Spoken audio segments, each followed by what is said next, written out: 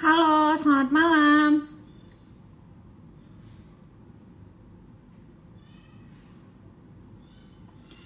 Halo teman-teman, selamat malam. Apa kabar? Ketemu lagi sama aku hari ini setelah sekian lama. Hari ini aku akan live dan mengundang narasumber yaitu Direktur dari Panin Asset Management Pak Rudianto. Halo Robin, jadi nanti teman-teman kalau mau ada pertanyaan tinggal langsung aja tulis di kolom pertanyaan sesuai dengan tema kita. Oke, tadi Pak Rudiantonya sudah join.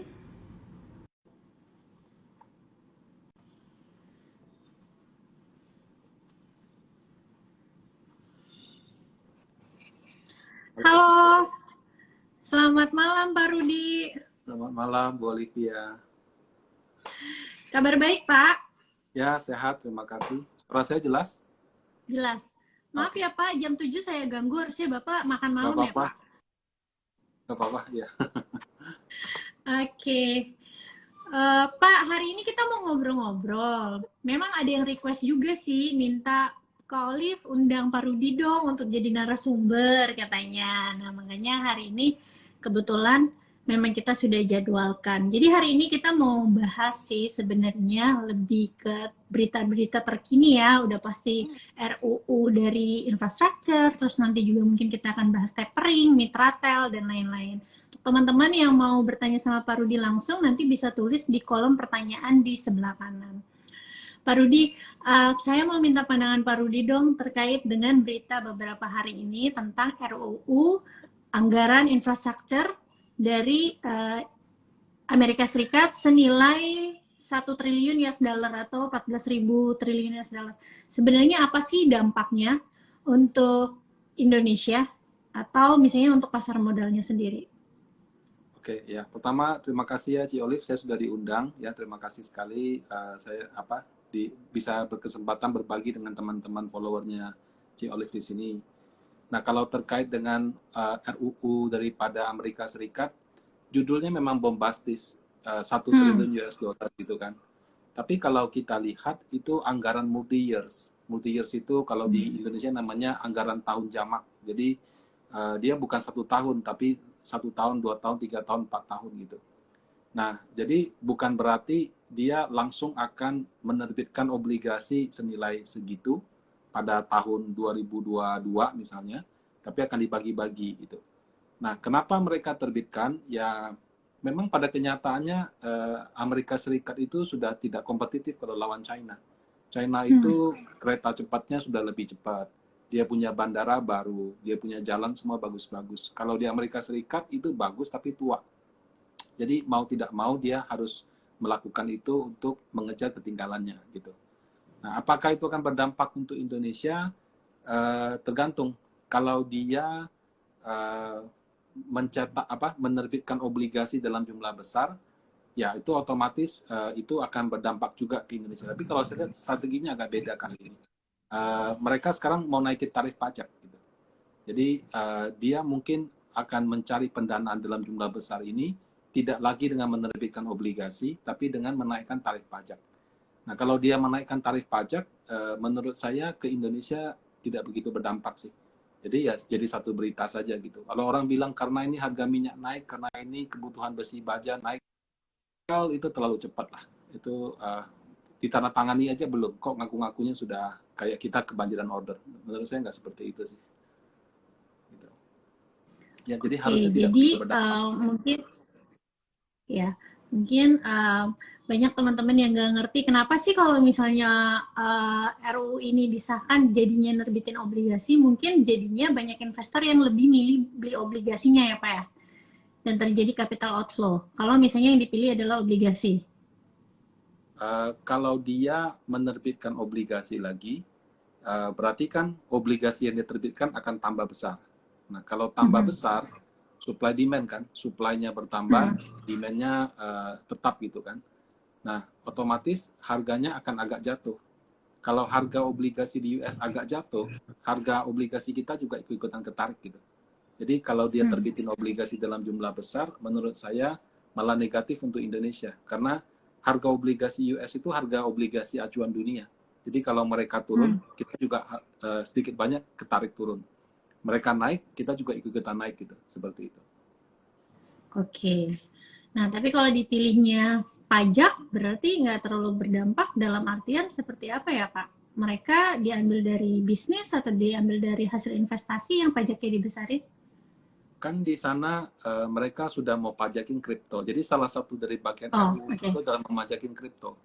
Kemudian tarif pajak perorangan ya itu yang sama perusahaan kalau nggak salah, sorry yang perusahaan deh, dari 21% naik jadi 28%. Nah, kalau sekarang Indonesia malah lebih murah. Indonesia itu kalau tarif pajak perusahaan cuma 22%.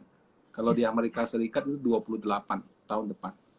Tarif pajak perorangannya beberapa kali dia bilang mau dinaikin. Kalau Indonesia malah sudah naik kan. Indonesia yang tadinya 30 paling tinggi, sekarang kalau pendapatannya di atas 5 miliar jadi 35. Jadi tahun depan saya lihat penerbitan hutang itu tetap ada, tapi tidak agresif. Caranya adalah memberlakukan tarif pajak yang lebih tinggi. Nah, kalau tarif Oke. pajak lebih tinggi, apakah akan ada dampak atau enggak? Kayaknya sih enggak sih. Menurut saya harusnya enggak. Bahkan kalau nggak salah Indonesia tahun depan ada wacana mau nurunin tarif pajak lagi ya Pak ya? Pajak untuk apa badan usaha maksudnya. Kalau tahun ini udah 22%, kalau nggak salah tahun depan sempat ada wacana lagi. Untuk perusahaan yang publik mau diturunin lagi. Oh, kalau yang publik itu dia ada ketentuan. Hmm. Kalau saham milik publik atau free float-nya di atas 40%, itu Oh, dia akan dapat diskonnya kalau nggak salah selisih 3%. Jadi kalau sekarang perusahaan biasa itu 22%, TBK dengan saham publik 40%, bayar pajaknya 19%. Jadi itu sudah dari dulu. Jadi memang selisihnya selalu 3%. Nah, tahun oke. depan tuh harusnya turun jadi 21. Tapi kayaknya sama Bu Sri Mulyani diundur lagi. Jadi tahun depan tetap 22. Oh, oke.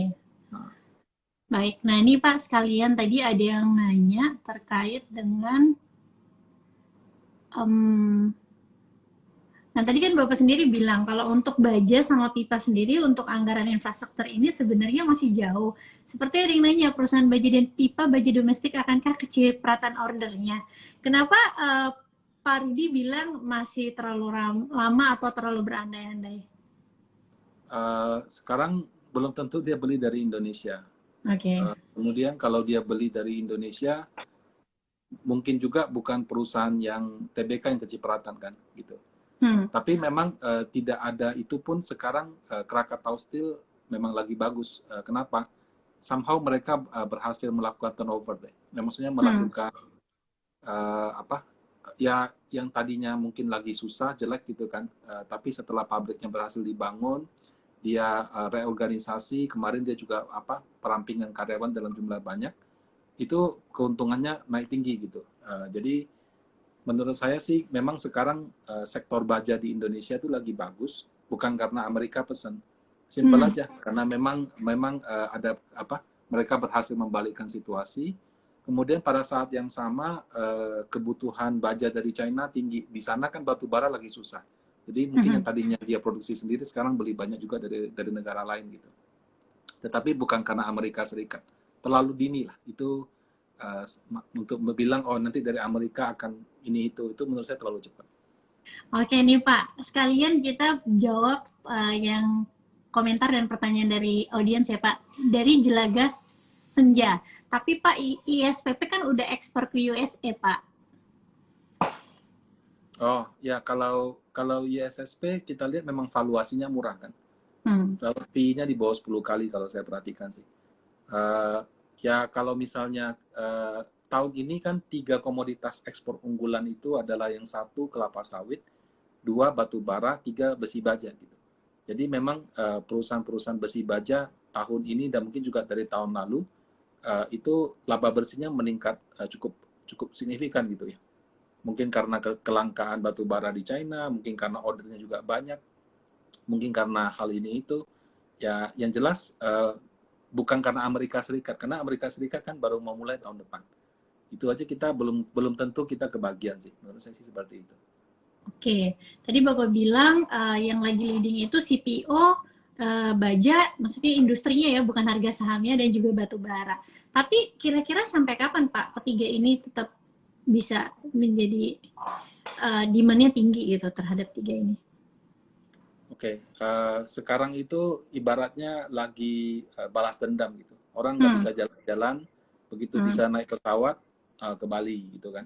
Nanti kalau misalnya udah bisa keluar negeri nggak usah karantina, ya memang keluar negeri nggak karantina, baliknya di karantina kan. Nah, tapi kalau nanti baliknya nggak usah karantina, tak kira orang akan balas dendam untuk jalan-jalan keluar negeri gitu. Nah, kemudian kalau soal batu bara sama sawit itu agak unik gitu.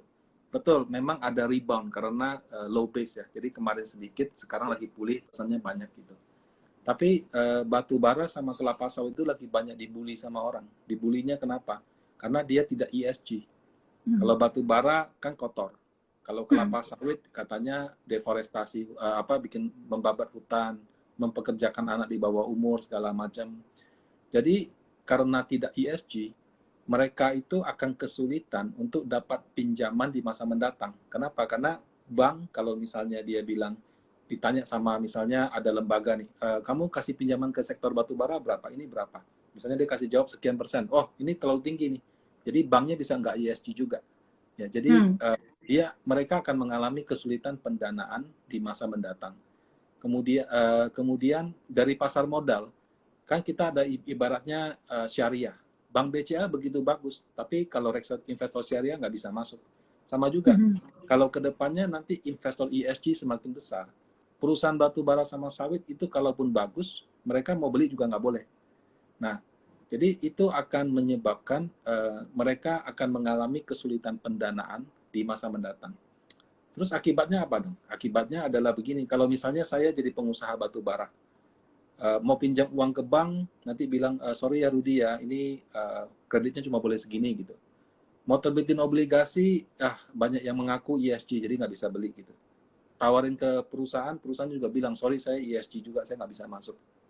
Jadi, mau tidak mau saya harus mengandalkan modal saya sendiri. Nah, kemudian yang namanya batu bara kan dikeruk tuh habis. Harus saya investasi keluar uang untuk cari. Kemudian kalau sawit kan harus saya ibaratnya dikasih pupuk. Yang sudah tua saya tebang, saya ganti sama yang masih muda, saya siram, saya apa gitu. Nah, tapi kalau sekarang saya kesulitan pendanaan, ya saya jadi malas dong, investasi saya ala kadarnya.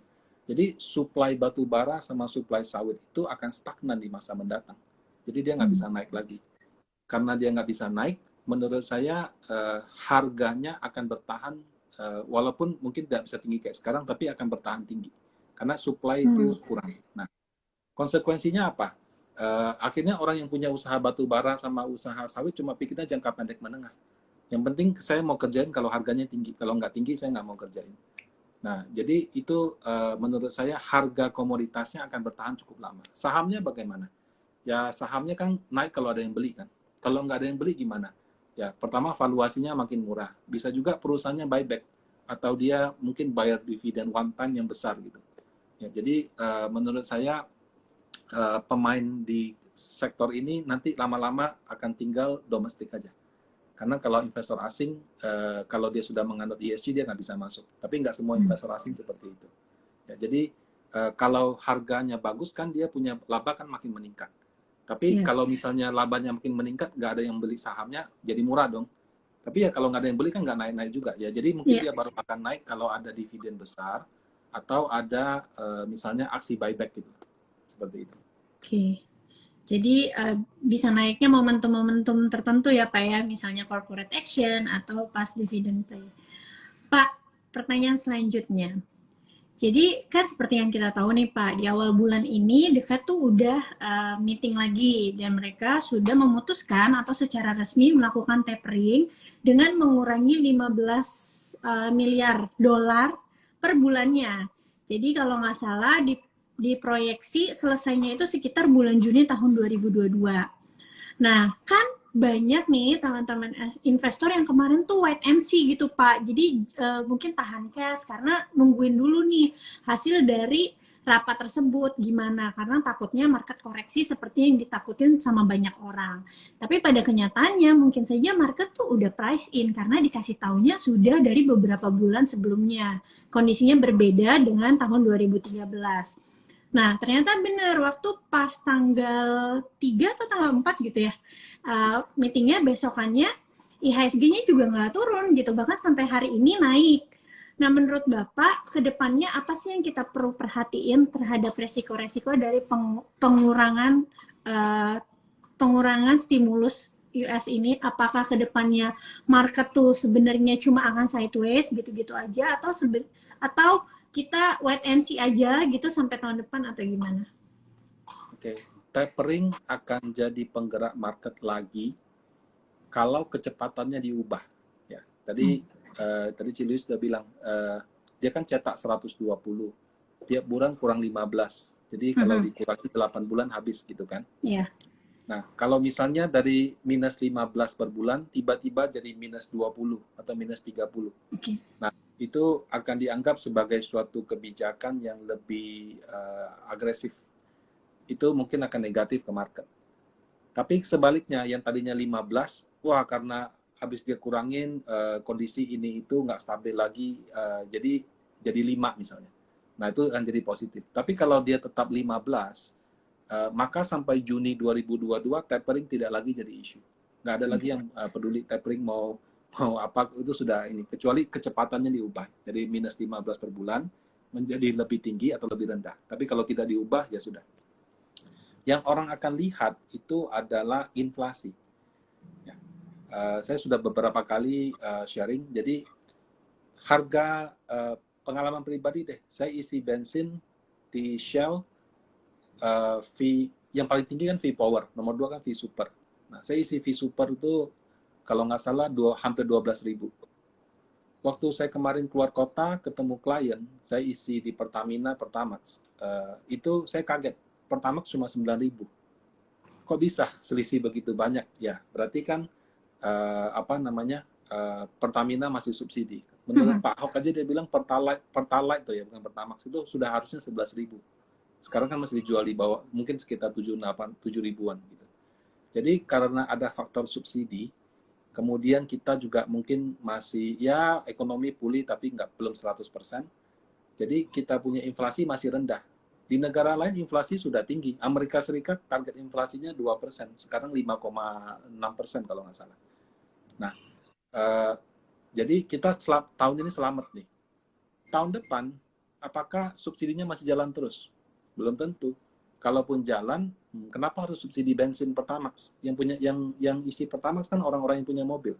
Kalau mau subsidi kan langsung, misalnya BLT ke orang yang lebih, bantuan langsung tunai ke orang yang lebih kurang mampu gitu. Jadi kalau misalnya tahun depan ada perubahan subsidi listrik, perubahan subsidi BBM, inflasi kita mungkin akan tinggi. Ya, ditambah lagi harga sawit sudah tinggi, harga batu bara sudah tinggi gitu ya. Jadi kalau misalkan tahun depan inflasinya tambah tinggi, walaupun taperingnya di stop pun, itu bisa menjadi negatif untuk obligasi terutama. Kalau saham gimana? Ya kalau saham paling negatif 1-2 hari, habis itu sudah cari isu baru. Tapi tahun depan menurut saya kebijakan yang bisa menggerakkan market itu dari tapering orang pindah ke inflasi. Kalau inflasinya naik terlalu tinggi, terlalu cepat, jangan-jangan sebelum Juni The Fed sudah naikin bunga. Jangan-jangan BI sudah naikin bunga dulu gitu. Ya, jadi dari tapering orang akan beralih ke inflasi dan suku bunga. Itu yang menurut saya resiko tahun depan.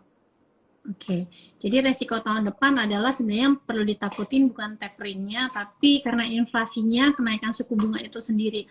Karena kalau misalnya sampai terjadi suku bunga ya Pak, kalau misalnya kita sektor realnya belum ngejar, belum pulih banget, perusahaan baru mau ekspansi nih, tadinya dapat suku bunga rendah gitu ya, tapi banknya naikin suku bunga, terus akhirnya ambil pinjaman, kreditnya jadi naik gitu ya, itu kan nantinya bisa mempengaruhi bottom line dari perusahaan tersebut juga ya Pak ya?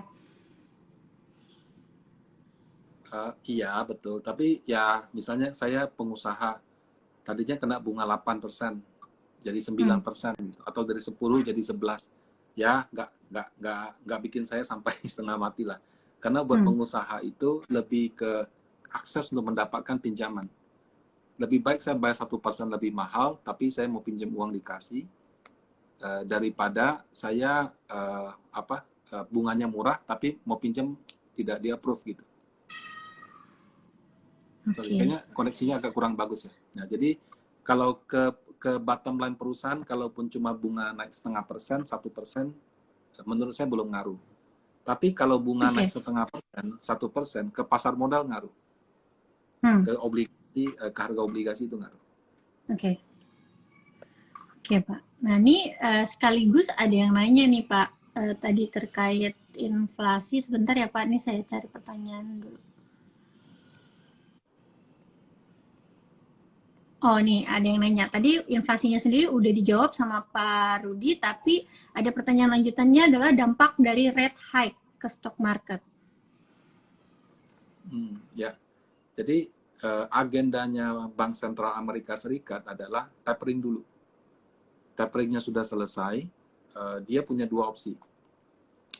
Dia naikin suku bunga, atau dia lakukan yang namanya aset normalisasi. Jadi dulu ada istilah normalisasi balance sheet. Google aja, normalisasi balance sheet. Jadi kalau yang QE atau cetak uang, Amerika Serikatnya mencetak 120 miliar tambahan setiap bulan, tambahan loh ya. Jadi bukan cetak 120 bulan ini dikembalikan, enggak. Dia cetak 120, dia beli obligasi. Obligasinya ada yang 1 tahun, ada yang 3 tahun, ada yang 10 tahun, ada yang bahkan sampai 20-30 tahun. Nah, kemudian bulan depan dia cetak lagi 120. Jadi QE itu dia nambah terus. Jadi 120, 240, 360 gitu. Nah, tapering itu mengurangi tambahannya aja.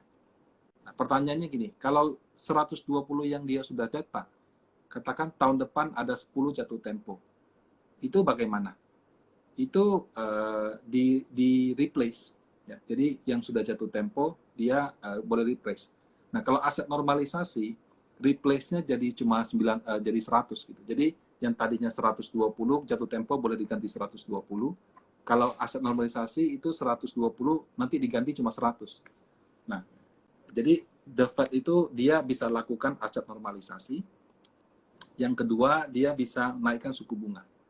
Nah, dua-duanya itu sentimen negatif untuk obligasi. Ya. Jadi ya tergantung mana yang duluan. Kalau menurut saya dia akan naikkan suku bunga dulu, ya. Tapi sambil jalan dia juga akan lakukan aset normalisasi, gitu. Nah, kalau dia lakukan itu bagaimana, Pak? Ya itu negatif. Cuma kapan gitu kan? Menurut saya kenaikan suku bunga mungkin baru terjadi di mulai akhir 2022. Ya, jadi mungkin mulai September. Jadi dia nggak mau buru-buru gitu. Tapi sambil jalan bisa juga dia sudah lakukan normalisasi aset. Nah, jadi memang tahun depan ya reksadana fixed income yang investnya di obligasi pemerintah challenge-nya banyak. Jadi tantangannya banyak. Kalau investor mau masuk, menurut saya boleh pilih reksadana fixed income yang lebih banyak corporate-nya untuk menghindari resiko. Atau kalau mau masuk ke reksadana yang isinya obligasi pemerintah, tunggu pas harganya lagi murah. Karena obligasi juga bisa murah. Kayak gitu. Ya. Jadi rate hike ya itu akan negatif. Kapannya tidak tahu. Tapi menurut saya kenaikan suku bunga sama aset normalisasi itu akan menjadi ancaman resiko tahun depan. Oke, jadi tadi udah dikasih clue sama Pak Rudi kalau mau diversifikasi, mau beli obligasi, reksadana pendapatan tetap, carinya yang reksadana pendapatan tetap, isinya itu yang kebanyakan corporate ya Pak ya, jangan yang punyanya pemerintah. Kalaupun ambil yang punya pemerintah, belinya itu tunggu ketika nanti harga reksadananya lagi koreksi, karena harga reksadana itu juga bisa turun atau bisa murah. Pak, ini ada yang tanya, tapi Bapak entah berkenan atau enggak. Ini ada yang nanya, untuk tapering bisa siapkan berapa persen cash dari porto Pak Rudi? Kan taperingnya sudah terjadi, nggak ada efek. Jadi menurut saya sekarang ini tidak harusnya tidak ada ngaruh lagi tapering. Nah, jadi kalau kita siapkan cash karena antisipasi tapering, itu sudah tidak menjadi isu lagi. Kita harus ke inflasi. Tapi inflasi Indonesia itu 2021 aman. 2022 atau lebih tepatnya gini deh, kalau Bapak Ibu isi bensin Pertamax, harganya sudah di atas 9.000. Nah, itu sudah standby inflasi bisa naik. Oke. Jadi patokannya paling gampangnya bensin ya, Pak ya, Pertamax ya? Iya, masih 9.000. di atas 9.000 itu inflasi masih naik ya Pak ya? Ya, ya tinggal dia naiknya berapa. Ya kalau 9.000, 9.200 ya nggak apa-apa. Tapi kalau 9.000 ke 11.000 kayak Shell, itu kan kalau secara persentase sudah lebih dari 10%. Gitu. Oke. Pak, ini ada yang tanya, katanya, Pak, ini Panin Dana Maksima kok kinerjanya makin hari makin rendah katanya. Ya, ya. Jadi Panindana Maksima itu reksadana yang menggunakan value investing. Value investing itu ya gampangnya beli saham yang harganya murah, yang valuasinya murah, sorry, gitu. Fundamentalnya menurut dia bagus. Nah, kalau stylenya value investing seperti itu biasanya baru bagus ya ketika dana asing masuk terus-menerus. Jadi ketika dana asing masuk ke Indonesia, itu kan orang beli saham blue chip. Investor retail yang untung, dia akan pakai keuntungannya untuk masuk second liner, third liner gitu. Nah, ketika harganya sudah relatif tinggi, orang sudah mulai harus bisa milih. Kenapa? Karena kalau waktu harganya murah, ya merem aja beli BCA, BRI gitu. Tapi ketika harga BCA, BRI sudah naik cukup tinggi, orang kan sudah mulai cari saham lain. Ini yang murah mana? Nah, yang murah kan bisa oke, laporan keuangannya kayaknya bisa bagus banget di kuartal berikutnya. Jadi sekarang mungkin wajar, tapi kalau dilihat dengan earning kuartal berikutnya itu murah sekali. Jadi ketika valuasinya sudah semuanya agak mahal gitu ya, di atas normal, orang stock pickingnya mesti jago gitu. Nah, kalau dalam situasi seperti itu, reksadana dengan style value investing itu akan lebih bisa jalan. Ya. Nah, kenapa di 5 tahun terakhir ini nggak jalan? Karena sebelum sekarang itu dana asing keluar terus. Jadi kan sekarang aja baru dana asing net buy kan. Kalau kita cek setahun sebelumnya, 2 tahun sebelumnya, 3 tahun sebelumnya, karena Amerika Serikat berantem sama China, karena krisis Eropa, karena apa macam-macam ya. Jadi dana asing itu out terus dari Indonesia. Nah, pada saat dana asing keluar terus, ya akhirnya uang orang hanya main-main di blue chip aja. Sehingga stylenya Maksima itu tidak bisa jalan. Gitu. Nah, sekarang gimana Pak? Ya, kalau menurut pendapat pribadi saya, sekarang dana asing masuk lagi ke tren jangka panjang untuk net buy terus di Indonesia. Jadi menurut saya sih, kalau perkiraan saya, mudah-mudahan dia punya style bisa mulai jalan lagi gitu. Ya, jadi tapi ini pendapat pribadi ya. Tapi kalau misalnya Bapak Ibu sependapat ya silakan, terima kasih. Kalau tidak sependapat bisa juga coba diversifikasi gitu. Tapi style value investing itu baru jalan ketika dana asing masuk terus dan buy terus, dan ketika orang mau beli saham sudah makin susah, mesti pinter-pinter milih. Nah, di situ orang yang jago milih saham itu akan lebih diuntungkan. Tapi kalau pas lagi murah mah beli blue chip aja. Nah, di situ value investing nggak jalan gitu. Seperti itu. Oke. Nah, Pak, tadi kan Bapak ada menyinggung ketika asing buy terus. Menurut view Bapak nih, secara pengalaman, biasanya kalau udah kayak gini, pandangan Bapak asing bisa sampai berapa lama ke depan sih, Pak, masuk ke bursa Indonesia? Jadi Indonesia itu dipersepsikan sebagai negara komoditas. Betul, bobot saham energi, batu bara, kelapa sawit di IHSG itu kecil, betul itu. Tapi banyak daripada masyarakat kita yang tergantung pada situ. Nah, jadi dengan harga komoditas yang tinggi, itu banyak sultan-sultan di daerah ya, yang tahu-tahu punya uang, bisa beli ini, bisa beli mobil, cash, bisa apa. Nah, itu akan membuat konsumsinya meningkat, kredit meningkat, semuanya meningkat. Jadi kalau harga komoditas lagi bagus, Indonesia itu dipersepsikan bagus. Itu menjadi salah satu alasan saya lihat banyak dana asing masuk ke Indonesia. Kemudian yang game changer yang lain adalah IPO daripada teknologi. Bukalapak, oke lah, dia punya harga kan memang sempat di bawah harga IPO, tapi size-nya besar. Ya. Jadi itu 22 triliun. Right issue BRI itu cash-nya 42 triliun. 42 atau 44 saya lupa. Cash itu yang porsi cash-nya. Itu porsi asing mungkin bisa 50-60%. Kemudian Mitratel kan targetnya bisa maksimal 24. 25. Abu Dhabi 25 ya. Abu Dhabi aja sudah mungkin setahun setengah gitu kan. Nah, itu berarti kan sudah 10-12 triliun. Kemudian yang nanti Goto itu size-nya itu katanya kan 3 sampai 4 billion US dollar. 30 ya kalau nggak salah. 30 sampai 40 billion US dollar. 30 billion US dollar dengan kurs 14.250 itu mungkin size-nya sekitar 400-an triliun. 400-an triliun itu akan menempatkan di nomor 3. Jadi nomor satunya BCA, nomor 2-nya BRI, nomor 3-nya Gotoh. Nah, itu menurut saya juga akan membawa dana asing banyak sekali masuk ke Indonesia. Gitu. Nah, jadi kalau misalkan harga komoditas yang bagus ditambah IPO teknologi yang besar, itu menurut saya game changer. Ya. Bisa saja dulu orang cuma lihat sawit batubara bagus, oh bagus, buy Indonesia. Kalau nggak bagus ya sudah saya in out aja cepat-cepat. Tapi kalau sekarang ada sawit batubara bagus, ditambah dengan ditambah dengan IPO teknologi, mungkin masuknya bisa lebih long term seperti itu. Oke. Baik, berarti nanti asing tuh kesini bukan cuma ngeliat komoditasnya juga, tapi itu tadi teknologi ya. Pak, saya mau tanya dong, tadi Bapak kan ada menyinggung tentang mitra tel. Nah, untuk mitra tel sendiri nih Pak, kalau yang tercapai itu di harga 925 atau 975, berarti target dananya sekitar 25 triliun. Dana yang besar di market.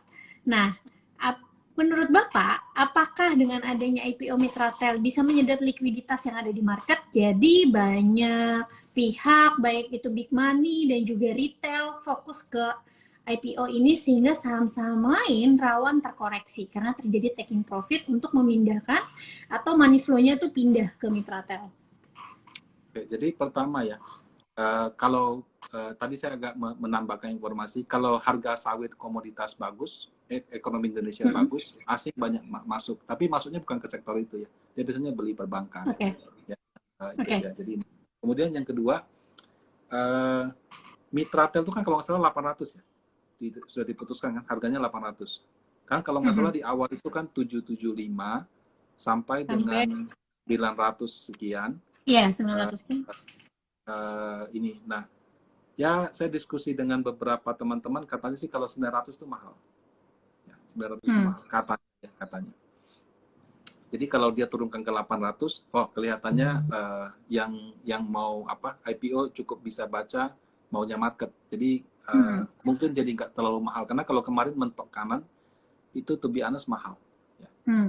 Nah, kalau 800 menurut saya jadi relatif tidak terlalu mahal. Ya. Jadi kemungkinan berhasilnya lebih tinggi. Tapi sebagai gantinya saham yang ditawarin lebih banyak. Jadi mungkin tadinya mau tawarin, let's say ya misalnya 20% dengan harga 900, mungkin dengan harga 800 jadi 22,5% misalnya. Jadi dia tetap target di rupiahnya, tapi bobot sahamnya dia kurangin. Nah, apakah itu akan menyedot likuiditas bursa? Kayaknya sih enggak sih. Karena kita transaksi harian kalau lagi rame itu 16 triliun. Ya. Atau paling gampang deh pakai BRI deh. 42 triliun itu campaign 3 bulan bisa kok. Kemudian Bukalapak ya campaignnya lebih lama ya. Jadi sekarang itu kalau menurut saya Indonesia ya, kemarin saya sempat cari statistiknya. Jadi dana pensiun, asuransi jiwa ditambah dengan asuransi umum, ditambah dengan BPJS, kemudian ditambah dengan reksadana, saya mesti cek angkanya. Kalau nggak salah itu mereka punya uang yang ditempatkan di saham. Itu kalau nggak salah per September atau Oktober itu, saya kemarin ada post di saya punya IG sih, saya bisa lupa kan. Mungkin sekitar 400 sampai 500 triliun, 300 sampai 400 triliun. Ya. Jadi itu lokal aja ya Pak? Ya, jadi semua asuransi ya, Prudential, Allianz, semua pokoknya asuransi life, tambah asuransi umum, jadi kayak ACA, kayak semua asuransi yang mobil gitu ya, plus BPJS kesehatan tenaga kerja, plus reksadana. Nah itu di total mungkin ada 300 sampai 400 triliun di saham tok. Ya kalau mereka cuma ubah 10%, itu kan sudah 30 triliun. Ya ubah 5% kan sudah 15 triliun. Nah, itu belum termasuk retail teman-teman Olive gitu ya. Yang katanya investor reksadana kan sudah 6 juta orang gitu. Nah, belum lagi tambah konglomerat kayak Saratoga, kayak Bapak Lo Keng Hong, grupnya Jarum Capital, grupnya MTech, belum lagi tambah investor asing gitu. Jadi Kalau menurut saya sih sampai dengan 30-40 triliun pun kalau di campaign dengan benar itu tidak masalah. Tidak akan menyerap Oke. likuiditas sih. Gitu. Tapi pandangan boleh nggak sih minta pandangan Bapak terhadap IPO-nya MTEL? Menurut Bapak menarik nggak sih? Ya tadi itu, kalau tadinya mentok kanan, itu kayaknya mahal. Ya. Hmm. Tapi kalau dia sekarang, kan kalau 800 kan agak mentok kiri kan. Tadi kan dia Hmm. 775 sampai Ya, sampai ya. 900 sampai 875. Sekarang dia kalau cuma 800 kan berarti kan agak mentok kiri itu. Jadi tidak terlalu mahal gitu. Nah, Oke. kalau dia punya target penghimpunan dana, most likely akan sukses. Jadi kayaknya sih nggak akan meleset. Karena kalau dia sudah berani pasang harga, dia tuh mungkin sudah 70-80% dia pegang uangnya. Nah, kalau misalnya apakah setelah dibeli harganya akan naik, itu yang jadi pertanyaan. Karena saham yang mahal pun kadang-kadang habis IPO kan 2 hari pertama masih naik kan. Iya. Boba, ya, Bukalapak itu juga 2 hari masih naik kan. Hmm. Jadi kalau misalnya orang yang mau untung dari harga IPO, menurut saya harus gerak cepat aja sih, gitu. Karena kalau sudah 1 minggu kan kita sudah nggak tahu harganya berapa. Hmm. Tapi kalau mungkin hari pertama sih, setahu saya ada yang langsung turun ada, tapi jarang. Lebih banyak kan yang hari pertama kedua masih naik kan. Mesti hati-hati aja gitu aja sih. Oke. Terima kasih Pak atas jawabannya. Kita jawab lagi pertanyaan dari kuesioner. Nah ini Pak ada yang nanya. Menurut Bapak nih, apakah pasar saham sedang berada di puncak atau beginning of the great bull run, Pak? Sorry, tadi kayaknya agak gangguan sinyal. Jadi Oke. sedang di puncak atau apa? Menurut Pak Rudi pribadi nih, apakah IHSG sedang berada di puncak atau beginning of great bull run? Oh, oke. Tahun ini kalau harga wajar versi panen aset itu 6.700. Tapi kalau Oke. kita baca koran, saya baca researchnya Mirae, researchnya Panin Sekuritas, researchnya banyak lah. Orang sudah pasangnya 67 sampai 6850, 67 sampai 69 gitu. Ya teknikal kan gitu. Kalau lagi naik lebih tinggi terus, kalau lagi turun di bawah terus gitu. Jadi tahun ini walaupun orang bilang di 6.700, kalau sentimennya bagus bisa aja di atas. Tahun depan 74 sampai 76. Jadi angka tengahnya 7.500. Kalau misalkan seperti ini apakah bullish? Ya. Karena saya lihat tahun depan itu ini apa namanya? Sentimen positifnya banyak gitu. Laporan keuangan kuartal 4 bahkan kuartal 1 itu masih akan bagus. Kemudian kita ekonomi lagi mulai pulih gitu. Harga sawit, harga batu bara itu juga bagus. Jadi banyak faktor menurut saya itu bisa mendukung indeks memecahkan rekor 7.000 setelah 5 tahun ini nggak kemana-mana. Kan 6.700 itu kan 5 tahun lalu juga udah pernah kan, bukan hal baru. Terus naik turun nggak jelas gitu. Nah tahun depan harusnya kita bisa mulai take off gitu. Tapi ya namanya reksadana saham, IHSG ya banyaklah faktor ya. Nanti tiba-tiba ada apa gitu, tiba-tiba ada apa, crash itu pasti mungkin. Jadi mungkin ya kalau orang yang mau masuk ya perlu diversifikasi sama lihat-lihat timing sih gitu aja sih. Oke. Nah Pak, tadi kan Bapak ada sempat bilang tuh yang sempat kepotong tadi tentang karena Indonesia itu negara komoditas, nanti asing masuk ke bank. Itu maksudnya seperti apa? Mungkin banyak teman-teman yang belum paham. Oh, oke. Jadi kalau asing masuk ke Indonesia, buat asing nomor satu itu likuiditas, valuasi nomor dua. Jadi mereka akan sortir dulu saham mana yang paling liquid, kemudian yang market cap-nya besar. Ya. Indonesia punya market cap paling besar itu perbankan. Jadi IHSG itu 40% mereka kuasai. Jadi kalau asing dia bilang Indonesia bagus, dia kan nggak jarang dia beli 1-2 saham tuh nggak begitu. Jadi dia akan masuk ke sekumpulan saham.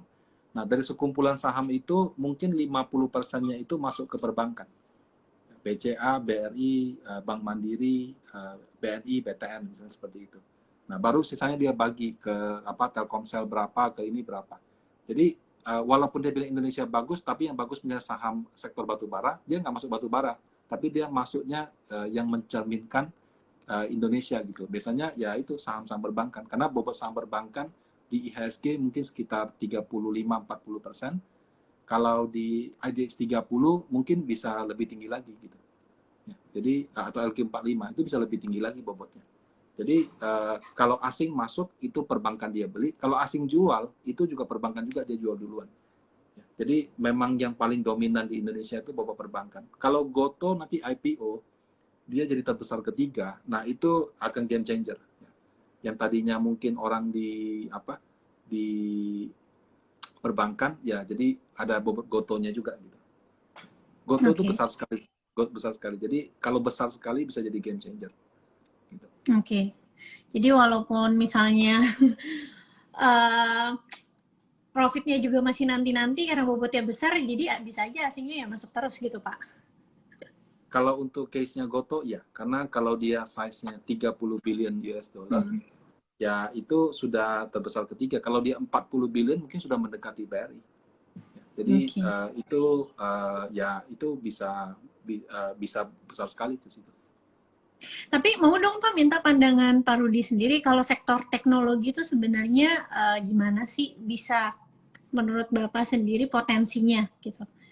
All sektor teknologi, apakah Goto bisa jadi pemimpin gitu di IHSG? Oke, kalau teknologi Indonesia itu orang itu kalau kita perhatikan itu beda. Di Amerika Serikat yang namanya Facebook, Google, Amazon, Microsoft, Netflix, Zoom, itu perusahaan-perusahaan yang sudah untung. Untungnya itu miliar-miliar US dollar. Jadi kalau misalnya kenapa selama ini mereka yang menggerakkan Dow Jones atau S&P di sana, karena itu perusahaannya sudah terbukti menghasilkan keuntungan. Untungnya juga nggak tanggung-tanggung. Ya, untungnya itu sudah puluhan miliar US dollar yang mungkin kalau keuntungan Facebook mau beli BCA itu setahun udah cukup gitu.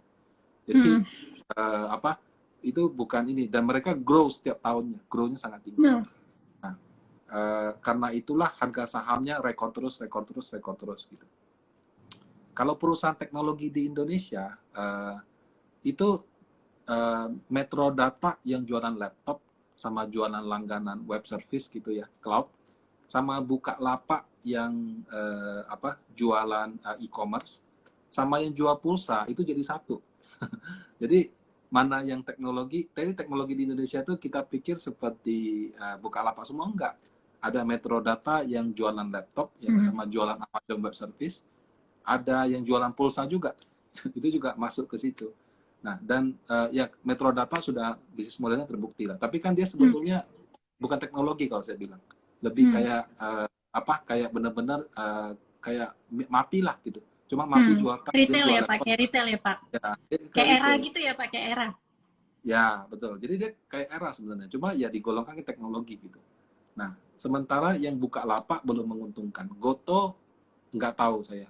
Tapi harusnya mungkin belum menguntungkan. Facebook juga tahun pertama dia IPO masih rugi. Di tahun kedua atau ketiga baru dia untung. Baru terus untungnya naik gila-gilaan gitu. Nah, jadi menurut saya e-commerce yang besar-besar itu pertama bisa nggak dia untung? Nah, kalau nggak bisa, market share-nya masih sangat besar. Nah, kalau Tokopedia memang nomor satu sekarang. Dia nomor satu. Kalau nggak salah surveinya dia nomor satu. Terus yang nomor dua itu Shopee, nomor tiga Lazada. Bukalapak mungkin urutan 4 atau urutan, saya lupa berapa. Ada kok BI setiap bulan dia keluarkan. Jadi berdasarkan traffic atau berdasarkan apa gitu. Nah, jadi sudah pasti size-nya besar. Ya, kalau Gojek ya apalagi GoPay-nya kan cukup dominan. Walaupun saya bilang persaingan di sini juga ketat gitu loh. Kamu besar bukan berarti kamu akan terus bertahan. Kalau kompetitor mau suntik uang, terus dia jor-joran. Misalnya gini dah, sekarang di mana-mana promo ShopeePay kan. Nah, kita lihat di mana-mana promonya ShopeePay kan. Orang yang tadinya punya GoPay, OVO pindah ke sana. Terus kalau nanti OVO GoPay-nya kalah, dia suntik lagi. Itu kan semua makan itu jumlah uangnya besar gitu. Jadi belum tentu menguntungkan seperti itu. Ya, bakar duit terus ya Pak. Bakar duit betul. Nah, jadi menurut saya sih dia akan menguntungkan apa tidak sangat susah. Kita harus lihat dulu 2 tahun 3 tahun. Bisa nggak dari rugi jadi untung? Terus untungnya juga bukan untung 10-20 miliar, bisa nggak untungnya sudah pakai triliun. Dan kalau sudah untungnya triliun, bisa nggak growth kayak BCA setiap tahun tuh naik sekian persen, sekian persen, sekian persen. Kalau bisa seperti itu, bisa gede dia. Tapi kalau dia nggak bisa balik dari rugi jadi untung, ya itu valuasi yang tinggi itu berbahaya. Itu aja sih. Takutnya bisa valuasinya juga harga sahamnya nanti bisa adjust juga ya Pak ya. Ya terjadi koreksi yang dalam dan lain-lain. Ya, karena kalau mahal alasan untuk saya beli nggak ada. Kalau misalnya dia murah, harganya jatuh 50%, tapi perusahaannya profitnya masih grow. Oh, orang-orang yang setiap beli banyak gitu. Tapi kalau misalnya perusahaannya masih rugi, harganya jatuh dalam, siapa yang mau beli? Kenapa? Karena kalau saya beli, tahu dari mana nggak jatuh lebih dalam lagi. Nah, itu menurut saya itu yang jadi bahaya di saham-saham yang valuasinya tinggi. Oke. Baik. Tadi ada yang tanya tentang IPO Metratel. Tadi sudah dibahas sama Pak Rudi. Nanti bisa ditonton di siaran ulang ya. Nah, Pak Rudi, ini ada pertanyaan dari Marlina. Menurut Pak Rudi, kira-kira sektor CPO dan coal worth it tidak untuk disimpan 5-10 tahun lagi. Karena dividennya juga akan menurunkan ya bila perusahaan tidak develop lagi. Ya, jadi kalau dia tidak replanting, dia tidak eksplorasi, berarti kan supply ke depannya akan berkurang. Nah, kalau supply berkurang itu gimana? Harganya nggak bisa turun jatuh-jatuh amat gitu. Kalau minyak kan beda. Minyak itu kan sebenarnya oversupply. Tinggal si Arab Saudinya mau motong produksi berapa. Jadi harga minyak itu tergantung. Arab Saudi bilang, oke, kita kurangi produksi sekian, harga minyak naik. Kita naikin produksi sekian, harga minyak turun. Karena minyak oversupply, supply-nya banyak sekali. Nah, batu bara mungkin begitu, tapi karena ada kesan dia kotor, jadi orang mau tambah supply juga ogah, kan tidak gampang kayak minyak juga gitu. Nah, kalau ditanya apakah bisa simpan 5-10 tahun, ya mungkin kita harus lihat case by case saham per saham gitu ya. Nah, yang jelas kalau harga saham harga komoditasnya tinggi, berarti kan perusahaan ada keuntungan. Keuntungannya itu ya tinggal nanti dia mau bagiin sebagai dividen atau dia buyback sahamnya. Nah, atau dia misalnya ada juga yang dia investasi ke energi terbarukan, kan ada seperti itu. Tapi kalau yang itu menurut saya mungkin kalau ada event dengan analis gitu ya. Nah, itu bisa tanya lebih detail. Saya kalau detail mohon maaf kurang begitu ahli gitu. Gak apa-apa Pak, itu sudah sangat menjawab. Pak, nah ini kan seperti yang kita tahu, coal itu kan naik terus harganya, dan ini sebenarnya bisa mempengaruhi beban pokok penjualan dari beberapa industri. Salah satunya misalnya semen gitu ya, karena kita tahu dimasaknya itu pakai coal. Tapi sebenarnya apa sih yang jadi alasan kok belakangan kayaknya industri semen justru pada naik gitu harganya? Oh ya, karena dipatok. Jadi kalau kayak batu bara jual ke PLN udah dipatok harganya 7. Terus baru-baru ini Kementerian Perdagangan atau Kementerian apa itu juga industri kalau nggak salah juga ada bikin perjanjian. Jadi kalau batu bara wajib supply ke semen dan harganya juga dipatok di harga 90. Nah, jadi karena dipatok di harga 90 dan ada kepastian supply, ya mungkin itu buat jadi sentimen positif untuk sektor semen gitu. Karena kalau dia beli dengan market mungkin kan di atas 100. Iya. Dipatok di 90 dan ada kepastian supply sih, itu yang lebih penting. Jadi karena si harganya itu dipatok, which is beban pokok penjualannya juga terhindar dari peningkatan yang tajam ya Pak, kalau ngikutin fluktuasinya harga batu bara di market. Oke. Pak, pertanyaan terakhir mungkin ini udah lewat 50 menit, cuma nggak tahu nanti kalau misalnya mau ada pertanyaan lagi teman-teman boleh ya. Untuk pemula nih Pak, pernah ada yang nanya juga nih sama saya, sebenarnya lebih baik invest di reksadana saham atau terjun langsung di saham kelolaan sendiri sih Pak? Kalau kita kelola sendiri itu, kalau kita beli dan jual untung itu ada kenikmatan yang tidak bisa dilukiskan dengan kata-kata. Perasaan, senang loh saya tebak hari ini beli untung. Yeah. Sebaliknya kalau kita rugi kan, ayo udahlah tungguin aja, nanti juga naik atau tungguin aja udah gitu aja kan. Jadi orang kan cenderung nggak suka cut loss. Nah, kalau kita beli lewat reksadana, kita itu kayak ada pihak yang bisa kita salah-salahkan. Oh, kok sudah sekian tahun masih segitu aja gitu misalnya. Atau sebaliknya, ini hebat sekali nih, dia naiknya jauh di atas market. Tapi kalau saya lihat bedanya adalah gini, kadang-kadang kalau orang yang sudah biasa trading saham dan sudah ngalamin naik turun, dia taruh di reksadana kenapa? Dia bilang nggak pusing. nggak harus ngikutin market tiap hari, nggak harus baca, nggak harus ini. Sementara kalau kita ikutin saham, tadi saya lihat Ci Olive punya ini, begitu lihat saham apa Meme ya, menunjukkan meme. ARB, langsung jangan diajak ngobrol gitu kan. Hmm. Itu makan emosi, menguras waktu, ya. Kadang-kadang orang yang pengaturan apa yang emosinya mungkin tidak stabil bisa aja jadi marah-marah atau apa. Sementara kalau kita beli reksadana saham ya udah kita beli kita diamin. Mungkin 2-3 bulan pertama saya ngeliatin tiap hari. Tapi lama-lama nanti dilihat 6 bulan setahun sekali juga nggak apa-apa kok. Jadi kita bisa memfokuskan waktu untuk mengerjakan hal yang kita suka gitu atau hal yang kita lebih produktif. Nah, jadi kalau pemula gimana? Menurut saya coba aja. Misalnya setengahnya Anda taruh reksadana saham, setengahnya Anda kelola sendiri. Nanti akan terasa kok. Jadi mungkin kita merasa lebih puas kelola sendiri, mungkin untungnya lebih banyak, mungkin juga pas satu waktu bisa lebih bagus. Tapi emosi waktu yang kita kuras itu juga nggak sedikit.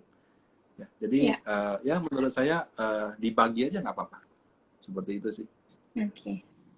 Baik. Oke Pak, ini pertanyaan terakhir kayaknya. Mungkin ini.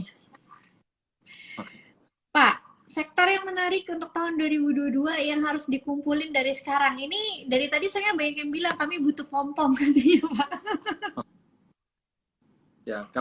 Kalau saham ya saya kira kan banyak sekuritas itu kasih tahun depan topiknya ini. Ya kalau menurut saya tahun depan sudah nggak lihat sektoral lagi. Tapi kemampuan stock pickingnya harus lebih tajam. Kenapa? Karena sudah naik banyak kan. BCA sudah rekor high, hampir rekor high gitu. Yeah. RI juga ya sudah cukup tinggi walaupun belum rekor. Dia kan kalau nggak salah sempat 48 ya, 48 atau berapa.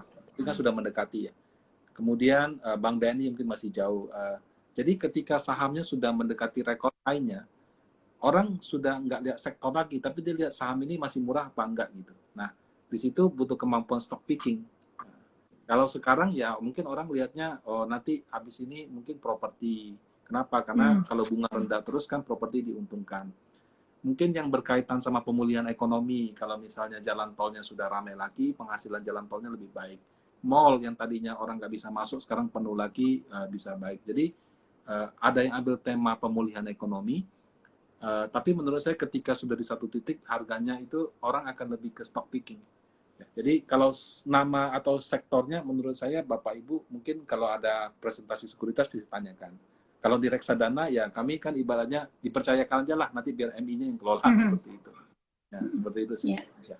Kalau misalnya tahun depan siapa tahu pusing ya mikirin sektornya mau masuk yang mana, coba aja sebagian dicoba masukin di reksadana, tinggal lihat nanti kalau ternyata works bisa dicontek tuh di prospektus ya Pak ya. Biasanya reksadana ngeluarin prospektus tuh.